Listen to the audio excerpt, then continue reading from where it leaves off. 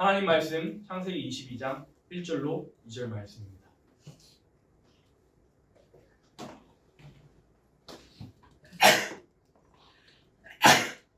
찾으셨으면 같이 합독하여 올려드리도록 하겠습니다. 그 일 후에 하나님이 아브라함을 시험하시려고 그를 부르시되 아브라함아 하시니 그가 가로되 내가 여기 있나이다. 여호와께서 가라사대 네 아들 내 사랑하는 독자 이삭을 데리고 모리아 땅으로 가서 내가 내게 지시한 산판 거기서 그를 번제로 드리라. 아멘. 하나님께서 세계적인 언약을 세워가시는 그 과정 창세기 22장에 담겨져 있습니다. 아브라함이 제사를 드리는 도중에 잠이 들어버렸습니다. 그때 하나님께서 민족적인 언약을 세워주시고 창세기 15장에서 민족적인 언약을 세워주시고 창세기 22장에서 아브라함에게 백세에 얻은 그 아들 이삭을 바쳐드릴 것을 하나님께서 요구하시면서 아브라함이 이삭을 바쳐드릴 때 하나님께서 세계적인 언약을 세워주셨습니다. 창세기 22장 17절로 18절도 같이 있습니다. 내가 내게 큰 복을 주고 내 씨로 크게 성하여 하늘의 별과 같고 바닷가의 모래와 같게 하리니 내 씨가 대적의 눈을 얻으리라. 또 내 씨로 말미암아 천하 만민이 복을 얻으리니 이는 네가 나의 말을 진행하였으리라 하셨다. 예수님께서도 친히 말씀하셨습니다. 어떤 하나님이라고 하셨습니까? 아브라함과 이삭과 야곱의 하나님, 또한 산자의 하나님이라고 그랬습니다. 아브라함과 이삭과 야곱의 하나님, 아브라함과 이삭과 야곱이 지금 살아있다는 것이 아니고 아브라함과 이삭과 야곱에게 세워두신 이 세계적인 언약이 아직까지도 살아있어가지고 우리에게 남아있다는 뜻입니다. 이 아브라함에게 세워두신 언약, 내가 내게 큰 복을 주고 내 씨로 크게 성하여 하늘의 별과 같고 바닷가의 모래와 같게 한다고 세워주신 그 언약, 내 씨가 그 대적인 문을 얻으리라 하신 그 언약, 내 씨로 말미암아 천하 만민이 복을 얻으리니 이는 네가 나의 말을 준행하였음이니라 하신 그 언약이 언제 이루어지는 것이냐면 우리가 새 시대에 들어가서 이루어지는 그 언약임을 우리가 알고 있습니다. 우리가 새 시대에 들어가서 비로소 이루어지는 그 언약임을 우리가 알고 있는데, 아름다운 새 시대는 이사야 35장에서 말씀하실 때 땅도 변해지고 우리의 몸도 변해질 것은 당연한 것뿐만 아니라 어린아이가 독사의 굴에 손 넣어도 상하지 않고 이 맹수들이 어린아이와 뛰놀고 사자가 어린 양과 뛰노는 그 아름다운 새 시대를 우리에게 주실 것을 약속해 주셨는데, 그럼 우리는 과연 이 아브라함이 이삭을 바쳐드린 것을 우리가 어떻게 교훈 삼아야 하는 것을 우리 설교 말씀을 통해서 배우고자 합니다. 오늘 설교의 제목 같이 읽어보도록 하겠습니다. 나는 이삭을 드릴 수 있을까?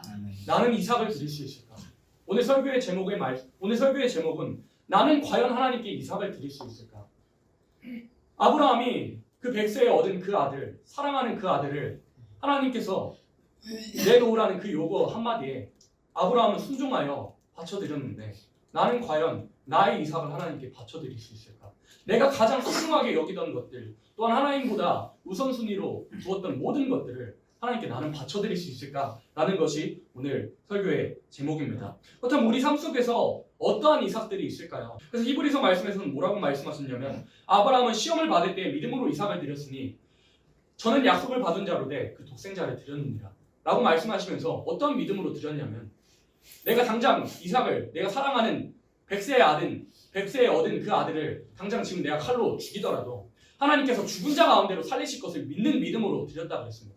그래서 바울이 비유하기로 비유컨대 죽은 자 가운데서 도로 받은 것이니라 라고 말씀하셨습니다. 야고보서 말씀에서도 아브라함이 행함으로 의롭다 하심을 받은 것이 아니냐고 말씀하시면서 그 아들 이삭을 제단 위에 드릴 때 행함으로 의롭다 하심을 받은 것이 아니냐고 설명하고 있습니다.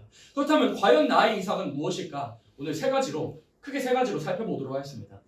어떻게 보면 가장 당연하기도 한데요, 내 자녀가 나의 이삭이 될 수 있습니다. 나의 자녀가 내 이삭이 될 수 있습니다. 시편 128편 3절 같이 있습니다. 지금 내 실에 있는 내 아내는 결실한 포도나무 같으며 내 상에 들린 자식은 어린 감람나무 같으며. 127편 3절도 같이 있습니다. 자식은 여호와의 주신 기업으로 해열해 내 생명입니다. 아멘. 부모된 자로서 자녀보다 소중한 것이 무엇이 있겠습니까? 내 생명보다 소중한 것이 자녀임을 신불신간에 나뉘지 않고 누구나 다 알 수 있습니다. 이삭이 한 번도 반항을 안 했을까요? 성경에는 바로 순종하는 것처럼 또 생략이 되어 있지만 알 수 있는 것은 아브라함이 이삭을 제단 위에 드리고 그 제물로 바쳐드릴 때 뭘로 묶었습니까? 줄로 결박해 묶었습니다. 이삭이 아브라함이 그 칼을 갖다 대기 전에 아브라함더러 내가 제물이 되길 원합니다 하고 순종하며 바로 나아갔을까요? 이삭이 반항하기도 했을 겁니다. 어린아이, 소년이었던 이삭이 반항하기도 하고 몸부림치기도 하고 죽지 않으려고 몸부림 쳤기에 아브라함이 그 줄로 결박했다는 것을 우리가 단정 지을 수는 없지만 어렴풋이 알 수가 있습니다. 노아가 120년 동안 노아가 경고받은 그 120년의 기간 동안 그 가정이 단번에 합심이 됐을까요? 성경에 기록되어 있지는 않지만 고군분투하면서 싸웠을 것입니다. 방주 안으로 들어가야 된다 하는데 자녀들은 아니 그게 무슨 말이냐며 아버지 도대체 무슨 말입니까? 아니 이 마른 하늘에 어떻게 비가 쏟아지며 어떻게 세상이 잠길 정도로 비가 내리겠습니까? 하면서 고군분투했을 겁니다. 지금 이 시대 살아가는 사람들의 모습이나 그 시대나 별반 다르지 않았을 것입니다. 인자의 임함은 노아의 때와 같다 그랬습니다. 우리가 지금 이 시간 합심되지 못한 우리의 가정들 그때도 마찬가지고 이삭도 마찬가지고 노아의 가정도 마찬가지고 단번에 순종하진 않았을 것입니다. 그렇다면 우리가 알 수 있는 것, 우리가 나의 사랑하는, 나의 소중히 생각하는 그러한 자녀가 내게 이삭이 되진 않았는지, 내게 가장 소중해서 하나님께 아브라함은 이삭을 단번에 드렸지만 나는 단번에 드릴 만한 믿음이 과연 내게 있는지를 점검을 해보아야 합니다. 자녀가 하나님의 말씀에 온전히 순종하지 않고 순복하지 않고 뜻을 굽히지 않고 반항하는 모습을 볼 때 나는 과연 아브라함처럼 이삭을 바로 하나님께 바쳐드리는 믿음인지 아니면 성경에 나오는 악한 부모들의 모습처럼 방임하는 모습인지도 살펴보아야 합니다. 잠언 13장 24절 같이 읽습니다. 초달에 참아 못하는 자는 그 자식을 미워합니다. 자식을 사랑하는 자는 근실이 징계하는다. 자식을 사랑하는 자는 근실이 징계한다 그랬습니다. 우리가 알아야 하는 건 요즘 시대에는 기독교인이라 할지라도 축복의 척도가 돈에 연관이 되어 있지만 우리 사랑하시는 여호와 세입교단 속해 있는 우리들의 자녀만큼은 돈에 따라가는 것이 아니라 신앙으로 자라나는 우리들의 자녀가 되어야 합니다. 그러기 위해서는 초달을 해야 합니다. 어린아이들에게 미련한 것이 얽혀있다 그랬습니다. 그 미련한 것을 벗기기 위해서는 성실하게 책임함으로 그런 것들이 벗겨질 수 있다 그랬습니다. 우리가 어려서부터 우리 자녀들이 어려서부터 하나님께 마치 아브라함이 이삭을 바쳐드린 것처럼 내가 바쳐드릴 수 있도록 어려서부터 근실이 징계하는 일이 있어야 합니다. 그렇지 않으면 어떤 결과를 맞이하게 되느냐면 사무엘상 3장 13절에 내가 그 집을 영영토록 심판하겠다고 그에게 이른 것은 그의 아는 죄악을 인함이니 이는 그가 자기 아들들이 저주를 자청하되 금하지 아니하였다고.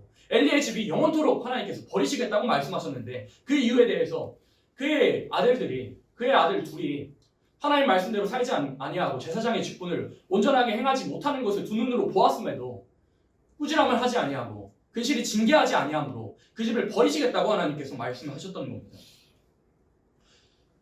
열왕기상 1장 6절에서도 다윗이 하나님께 유일하게 마음이 합한 자입니다. 성경에서 유일하게 마음이 합한 자였던 다윗도 아도니아에 향하여서 저를 섭섭하게 한 일이 한 번도 없었다고, 싫은 말로 너 그렇게 살다 보면 하나님께 징계받는다고, 매 맞는다고, 그렇게 살면 심판받는다고 한 번도 섭섭하게 한 적이 없었다고 말하고 있습니다. 요즘 시대에는 체벌해서는 안 되는 시대가 됐습니다. 세상의 법으로도 제재하고요. 꾸지람을 하면은 언어폭력이라고 말하는 시대가 되었습니다만은 우리 기독교인은 그런 처벌에 내가 혹 자녀를 초달한다고 해서 꾸지람을 한다 해서 내가 혹 세상에서 제재를 받는다 할지라도 자녀만큼은 온전하게 신앙으로 양육하는 그러한 각오가 우리에게는 필요하기도 합니다. 느헤미야 말씀 같이 읽습니다. 느헤미야 13장 25절 말씀 같이 읽습니다. 내가 책망하고 저주하며 두어 사람을 때리고 그 머리털을 뽑고 이르되 너희는 너희 딸들로 저희 아들들에게 주지 말고 너희 아들들이나 너희를 위하여 저희 딸을 데려오지 않겠다고 하나님을 가리켜 맹세하라 하고, 느헤미야가 영적 자녀 같은 그런 하나님의 백성들 이반 결혼하고 이반 연애하는 것을 보고 어떻게 행동을 취했냐면 두어 사람을 때리고 그 머리털을 뽑고 그렇게 훈계하는 그러한 모습들을 보이기도 했습니다. 우리 믿음의 선배 느헤미야가 이렇게 어떻게 보면 과격하다고 생각이 될 정도로 그렇게 액션을 취하는 모습을 보였습니다. 우리의 신앙은 눈에 보이지 않지만 눈에 보입니다. 내가 회개함으로 회개의 열매로 눈에 보이는 것, 내가 회개했다는 것이 우리 사람들 눈으로는 보이진 않지만 우리의 회개의 열매로 보이는 것, 또 자녀를 사랑함도 마찬가지입니다. 자녀를 사랑함이 눈에 보이진 않지만 자녀를 위해서 하는 행동이 무엇인지에 따라서 눈으로 보이는 법입니다. 우리 신앙은 액션이 있어야 합니다. 내가 만약에 나의 사랑하는 자녀가 하나님의 뜻대로 온전히 살지 않냐고, 하나님의 뜻대로 살지 않냐고, 그릇된 길로 가는 것을 보았을 때 이런 말을 하는 사람들이 있습니다. 혹자들은 내 자녀가 머리가 컸는데 도대체 무엇을 어떻게 해야겠느냐고, 말로 해서 듣지 않는다고 하는 것은 변명과 핑계에 불과합니다. 느헤미야가 지금 이 두어 사람을 때린 그 영적 자녀들은 이미 머리가 커버린 그러한 사람들이었습니다.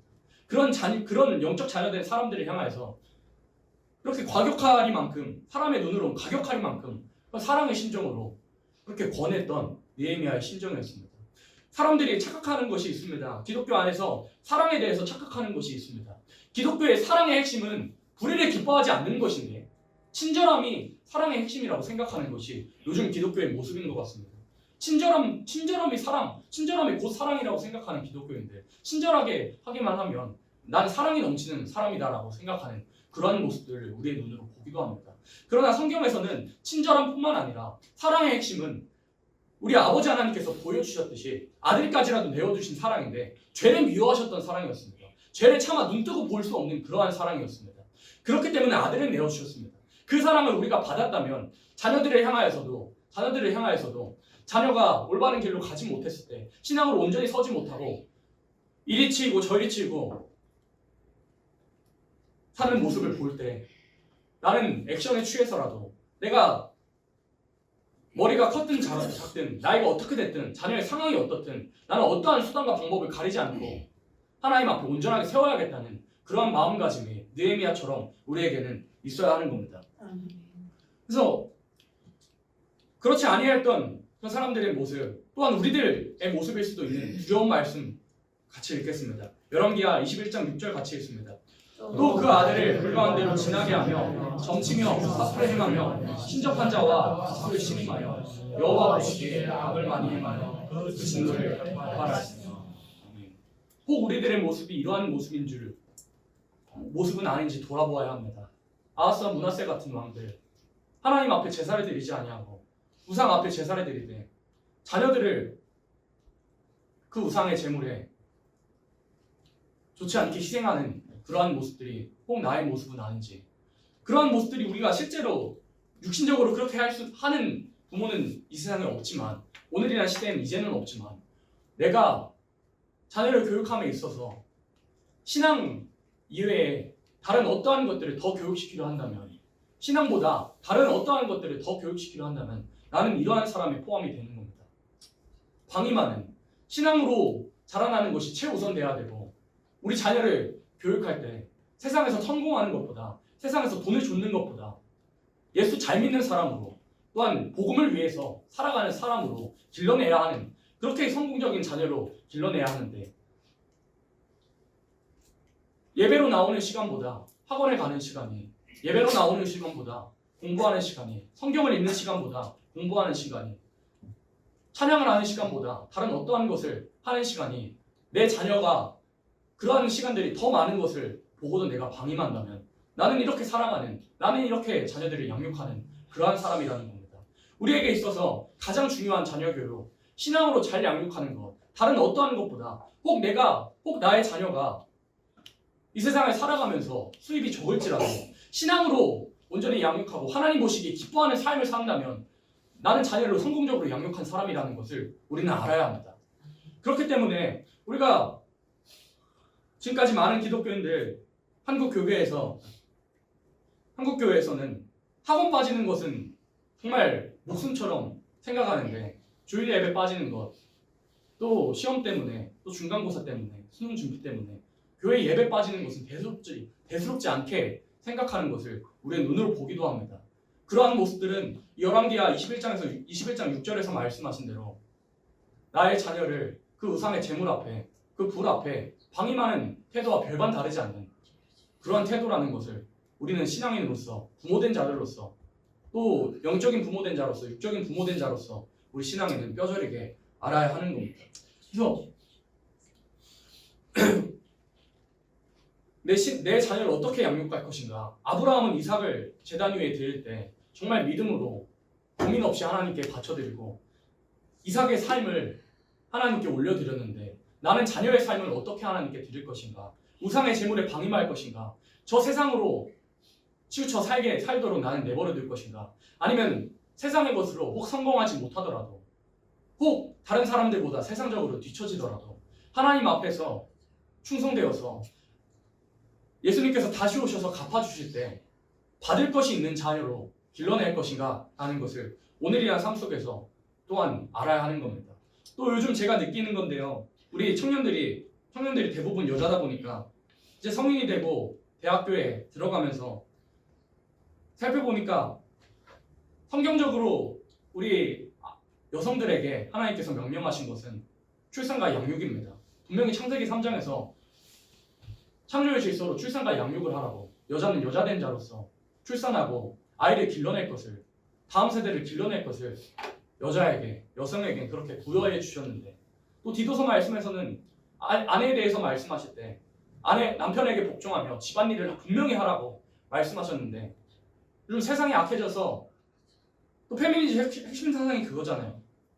아내는 내가 가정을 뒤로 하고 생산활동에 참여하는 것, 그러한 것들이 우리들 안에도 너무나도 미혹으로 뿌리 깊게 내려와서 여자된 자로서 여성으로서 가정을 돌아보는 것보다, 자녀를 양육하는 것보다 사회에서의 나의 성공을 더 원하는 것 같은 그런 움직임들을 제 눈으로 보기도 했습니다. 그래서 설교도 여러 번 하기도 했는데, 혹 내 자녀가 여자아이라면 또 남자아이라면 그에 맞게 하나님께서 지으신 창조의 질서대로 길러내는 일도 필요합니다. 내 딸이 만약에 여자아이라면 다른 어떠한 것보다, 내 삶에서 성공하는 것보다, 내 삶에서 사회에 나가서 성공하는 것보다 자녀를 출산해서 신앙으로 잘 길러내는 것이 여자의 사명을 온전히 감당하는 것이고, 남자아이로서는 하나님께서 말씀하신 대로 종신토로 수고해서 가정을 봉양할 그 사명을 온전히 가르치는 것이 우리 부모된 자로서 분명히 필요한 겁니다. 그래서 첫 번째 우리가 하나님께 바쳐드려야 할 가장 중요한 이사, 가장 소중한 것은 자녀를 하나님 앞에 바쳐드리는 일이 있어야 합니다. 마치 한나가 하나님께 사무엘을 바쳐드렸던 것처럼 아이를 주신 그 은혜로 말미암아서 그 장자였던 사무엘을 바쳐드린 것처럼 우리도 우리의 삶 속에서 자녀들을 우상의 불 가운데로 방임한 그런 아하스와 므낫세 같은 악한 부모가 되지 말고 자녀를 신앙으로 잘 길러내고 하나님께서 사용하실 만한 그런 제물로서 바쳐드리는 일이 우리 가운데 있어야 하는 줄 압니다. 두 번째는 이 세상의 안락이 우리에게 이삭입니다. 마태복음 6장 20절로 21절 같이 읽습니다. 오직 너희를 위하여 이걸 하나님의 쌓아보라. 거기는 종이나 공동이 해하지 못하며 도적이 금목을 뚫지도 못하고 도적질도 못하느니라. 내 보물이 있는 그곳에는 내 마음도 있느니라. 보물을 하늘에 쌓아두라 하셨고, 마음 있는 곳에, 보물 있는 곳에 우리의 마음이 있다고 그랬습니다. 예수님께서 말씀하실 때, 예수님께서 하신 말씀 중에서 한 3,000여 가지가 넘는 비유 중에서 절반이 넘는 비유가 돈에 관한 비유입니다. 예수님 말씀하신 총 그 말씀에서 15%가 넘는 비유가, 15%가 넘는 퍼센테이지가 돈에 관한 말씀입니다. 그만큼 우리가 살아가는 데 있어서 돈이 우리를 이롭게 하기도 하고 우리를 넘어뜨리게도 하는 겁니다. 그래서 디모데전서 6장 10절도 같이 읽어봅니다. 돈의 사랑함이 오만하게 뿌리가 되나니 이것을 사모하는 자들이 유혹을 받아 믿음에서 떠나 마음을 근심으로써 자기를 찔러요. 사도 바울이 모든 악의 근원에 대해서 말할 때 돈이 모든 악의 근원이 된다고, 돈은 항상 죄와 엮이게 된다고. 그러니까 내가 죄 지은 것, 또 사람들이 죄 지은 것, 또 여러 사이비 집단들이나 그런 집단들이 그 교주라는 사람이 죽어도 해체되지 않는 건 다 돈 때문입니다. 다 돈 때문에 해체되지 않는 그런 악의 집단임을 우리가 눈으로 보기도 하는데, 우리가 살아가면서 짓는 죄들과 모든 우상들이 사실 뭐와 연관이 되어 있냐면 돈과 연관이 되어 있다고.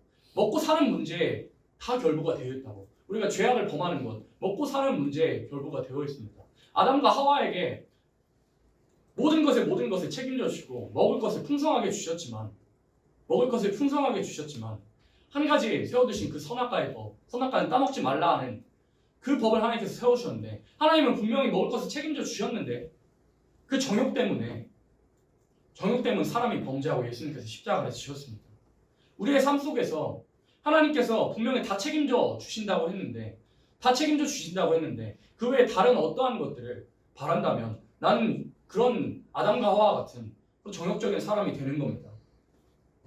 골로새서 3장 5절 같이 읽습니다. 그러므로 땅에 있는 지체를 죽이라. 곧 음란과 불의와 사욕과 악한 정욕과 탐심은 우상숭배입니다.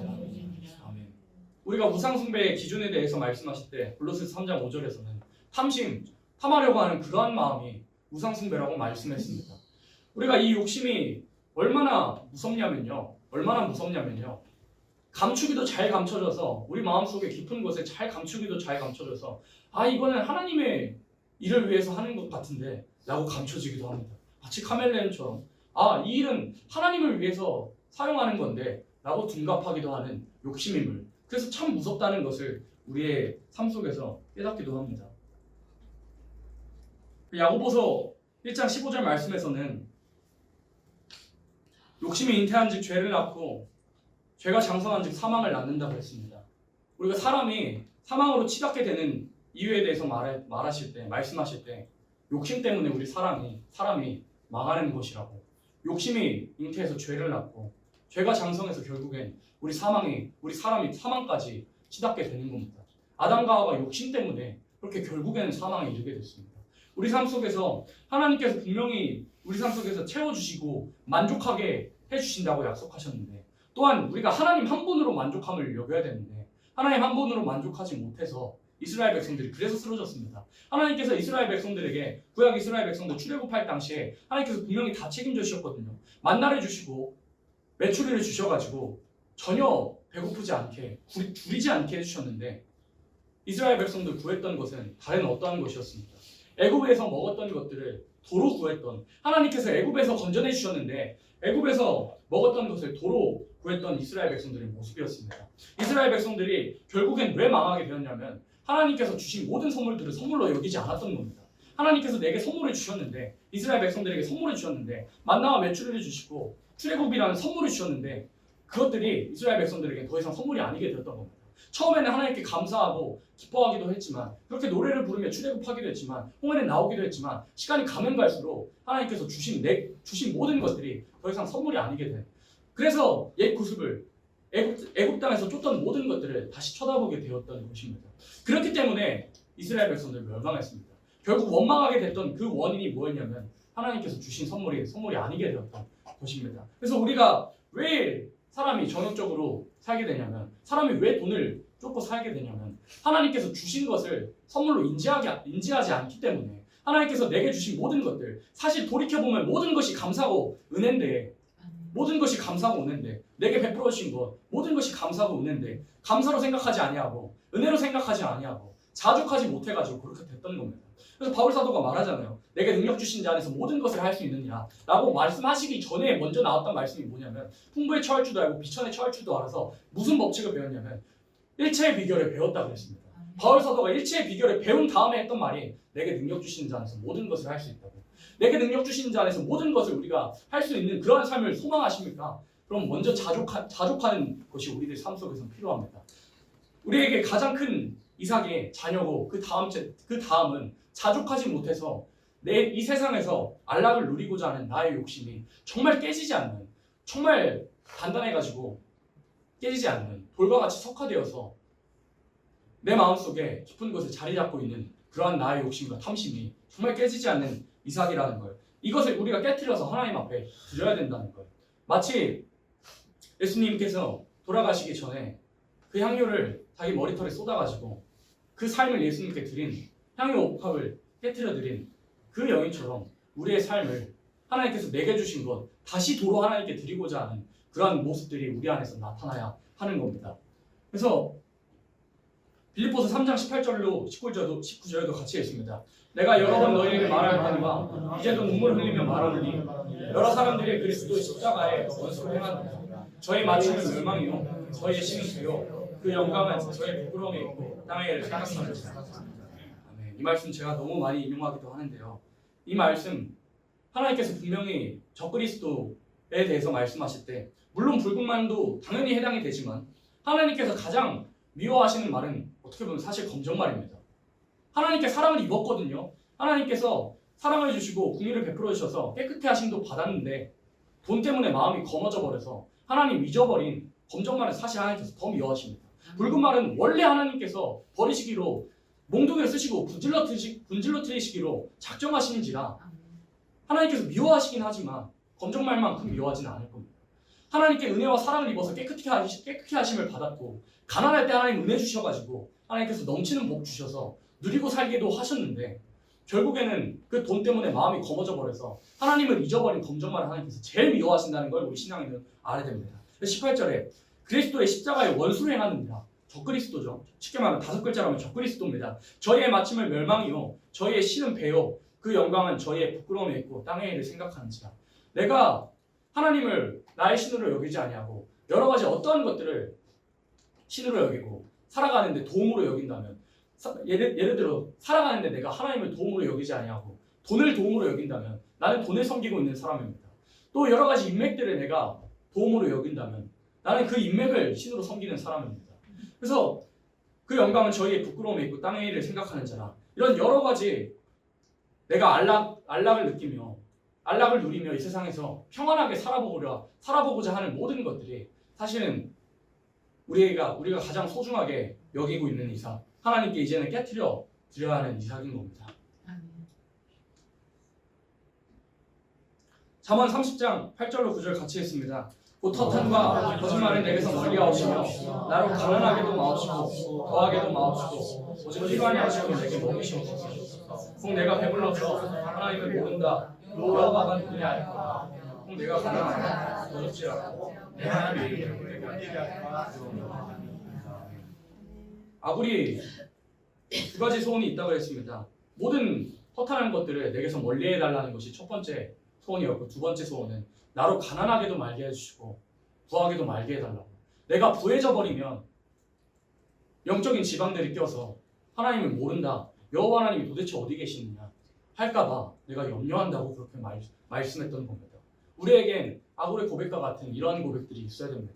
나를 가난하게도 말게 해주시고 가난해서 내가 하나님 일하는데 지장받지 않도록 또 내가 너무 부하게 돼서 하나님 섬기는 일에 집중하지 아니하고 땅의 모든 것들을 하나님 대신 섬길까봐 염려한다는 그런 아굴의 그러한 고백들이 또한 우리의 고백이 되어서 혹 내가 이 성회로 나오기 전까지 조금이라도 세상의 안락을 생각하고 세상에서 조금이라도 편해져 보려는 그런 생각을 가졌다면 이제는 하나님 앞에 그런 것들이 나에겐 이삭이구나. 하나님께서 내게 이것을 바쳐드리기를 하나님께서 원하시는구나 라고 생각하고 바쳐드려야 됩니다.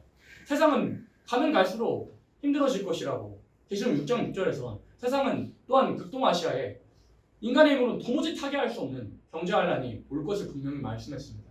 이 경제적인 환란을 우리가 돈 열심히 벌어서 이겨나갈 수 있다 그랬습니까?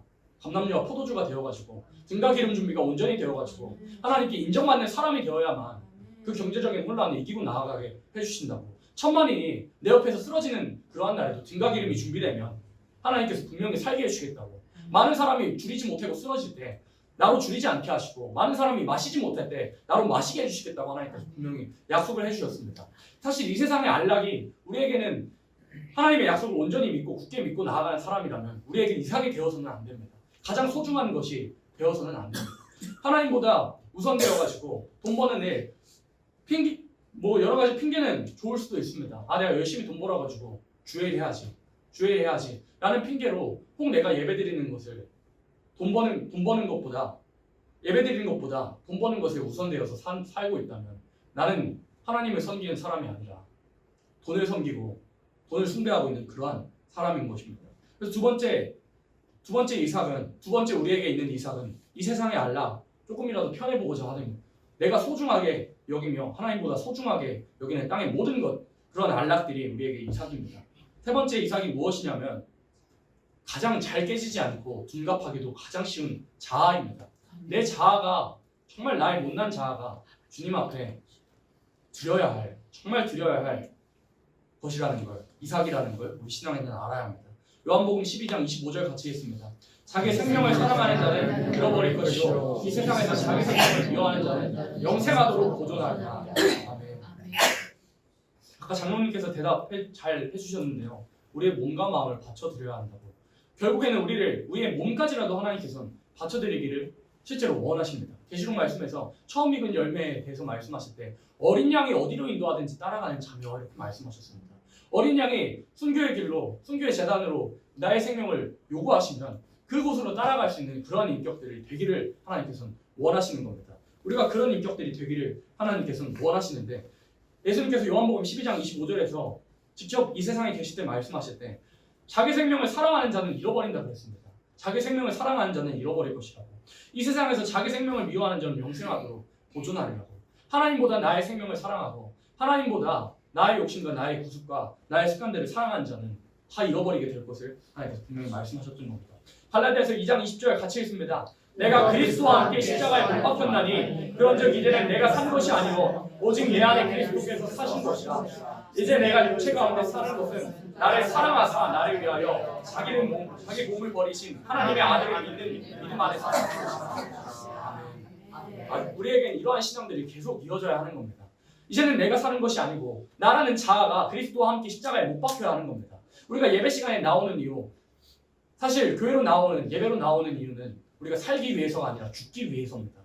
십자가 앞에 내가 완전히 장사되기 위해서 예수님께서 돌아가신 십자가의 그 제단 앞에 나라는 자아가 완전히 장사돼서 이제는 옛사람과 옛구습과 옛습관과 옛자아들이 나오지 않기 위해서 우리가 예배로 나오고 회개하며 하나님께 그 옛자아들을 깨트려 주시기를 우리가 원하고 소망하며 그렇게 나오는 겁니다. 에베소서 말씀에서도 오직 너희는 그리스도를 이같이 배우지 아니하였다고 말씀하시면서 이방인이 허탄한 그런 마음대로 살지 말 것을 말씀하시면서 뭐라고 말씀하시냐면 너희의 유혹의 욕심에 따라 썩어져가는 구습을 좇는 옛사람을 벗어버리고 오직 신령으로 새롭게 되어 하나님에 따라 의와 진리의 거룩함으로 지으심을 받은 새 사람을 입으라고 말씀하셨습니다. 옛 자아와 옛 구습과 옛 습관들을 버려버리라고 그리스도를 이같이 배우지 아니하였다고 말씀하셨습니다. 우리 따라해볼까요? 그리스도를 이같이 배우지 아니하였느니라. 우리에게 강한 심령에 강하게 박히길 원합니다.